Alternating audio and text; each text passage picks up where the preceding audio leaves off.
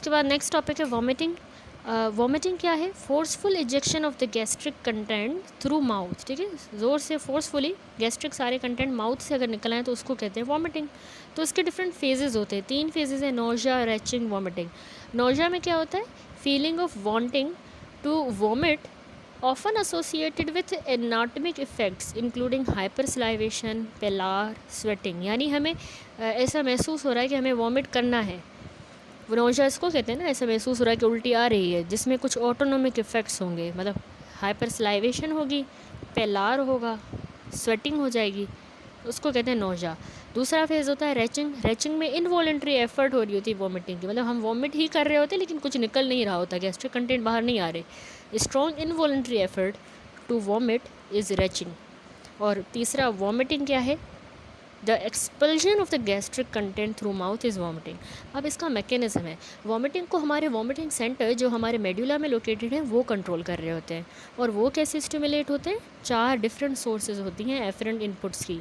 Number 1, जो भी हमारा गैस्ट्रिक और बिलियरी जब डिस्टेंशन होगी, म्यूकोजा इरिटेट होगा या पेरिटोनियल इरिटेशन, इन्फेक्शन हो गया, तो एक ये स्टिमुलस गया मेडुला की तरफ। दूसरा, हमारे कान में जो वेस्टिबुलर सिस्टम होता है, ठीक है, जैसे मोशन सिकनेस वाले लोगों को होता है, तो वेस्टिबुलर सिस्टम भी स्टिमुलेट होता है बाय मोशन, मोशन की वजह से भी, या इन्फेक्शन भी उसको स्टिमुलेट करता है। कौन सा इन्फेक्शन? Vestibular neuronitis. ठीक है। तीसरे सिग्नल्स जाते हैं हमारे हायर सेंटर्स से, हायर सेंटर सीएनएस का डिसऑर्डर, साइट जो हम देख रहे हैं, स्मेल, या इमोशनल एक्सपीरियंस विच में इंड्यूस वॉमिटिंग। चौथा होता है हमारी कीमो रिसेप्टर ट्रिगर जोन की स्टिमुलेशन, जो ड्रग्स की वजह से होगी, टॉक्सिन्स, हाइपोक्सिया, यूरीमिया और रेडिएशन थेरेपी। ठीक है, तो ये सारी चीज़ें क्या करवाएंगी? ये सिग्नल देंगी मेडुला की तरफ। एफरेंट इनपुट्स जो हैं मेडुला की तरफ इन 4 जगहों से जाता है वॉमिटिंग के लिए। अब डिफरेंट कॉजेज़ हैं वॉमिटिंग के, जो टेबल बना हुआ है, जिसमें infection, drug, GI disease, acute abdominal disorder, CNS disorder, metabolic, others. Infection में आपने याद रखना है कि गैस्ट्रोएंटेराइटिस में वॉमिटिंग होती है, हेपेटाइटिस में, ठीक है, और यूटीआई, पेट खराब हो गया, गैस्ट्रोएंटेराइटिस मोस्ट कॉमनली इसमें होती है, हेपेटाइटिस में भी होती है, यूटीआई में। ड्रग्स कौन सी करवाती हैं? NSAIDs, antibiotics, opiates, digoxin, cytotoxic drug.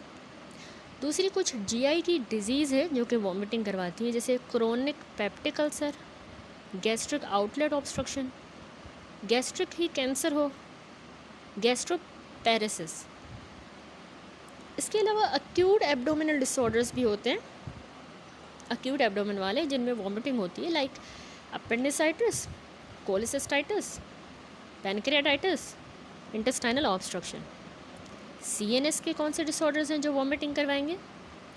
Vestibular neuronitis, migraine, meningitis, raised intracranial pressure.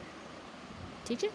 Metabolic में अगर कोई पूछे तो DK, diabetic ketoacidosis, renal failure में वॉमिटिंग होगी, एडिसन डिजीज़। ठीक है। अदर में आता है सिवियर पेन, अगर किसी को होता है तो उसमें वॉमिटिंग होती है, साइकोजेनिक भी होती है, एंड अल्कोहलिज्म। तो आप कैसे एवेल्यूएट करोगे पेशेंट को जिसको वॉमिटिंग है? अगर किसी को बहुत ज़्यादा परसिस्टेंट वॉमिटिंग रह रही है तो इसका मतलब है, यानी परसिस्टेंट है, तो वो प्रेगनेंसी हो सकती है, gastric outlet obstruction, gastroparesis and psychogenic disorders. Vomiting जो खाना खाने के फ़ौरन बाद आ रही है तो इसमें बुलीमिया हो सकता है वजह। ठीक है। अगर इंटेस्टाइनल ऑब्स्ट्रक्शन आप सस्पेक्ट कर रहे हो इस पेशेंट में, तो उसका आप एक्सरे एब्डोमेन करवाओगे इरेक्ट पोस्चर में, तो उसमें आपको dilated loop of small bowel नज़र आएगा। अगर ऑब्स्ट्रक्शन होगी तो स्मॉल बाउल लूप डायलेटेड होगा। सीरम इलेक्ट्रोलाइट्स हम करवाएंगे, जैसा कि हमें पता है कि हाइपोकैलीमिया और मेटाबॉलिक एल्कलोसिस हो सकती है। ठीक है, अगर वॉमिटिंग होगी तो।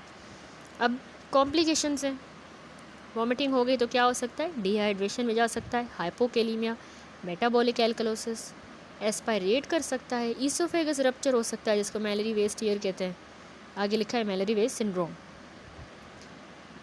मैनेजमेंट कैसे करें? एंटीहिस्टामिन्स देंगे, डोपामिन एंटागोनिस्ट या कॉर्टिकोस्टेरॉइड। एंटीहिस्टामिन्स में आपने पेशेंट को साइक्लिजीन देनी है, या आप डायमिनहाइड्रिनेट दे सकते हैं जो कॉमनली ग्रेविनेट के नाम के साथ आती है, ठीक है। ये एंटीहिस्टामिन्स वॉमिटिंग के लिए। या डोपामिन एंटागोनिस्ट भी यूज़ होते हैं लाइक डोमपेरिडोन, मेटोक्लोप्रोमाइड, प्रोमिथाजीन।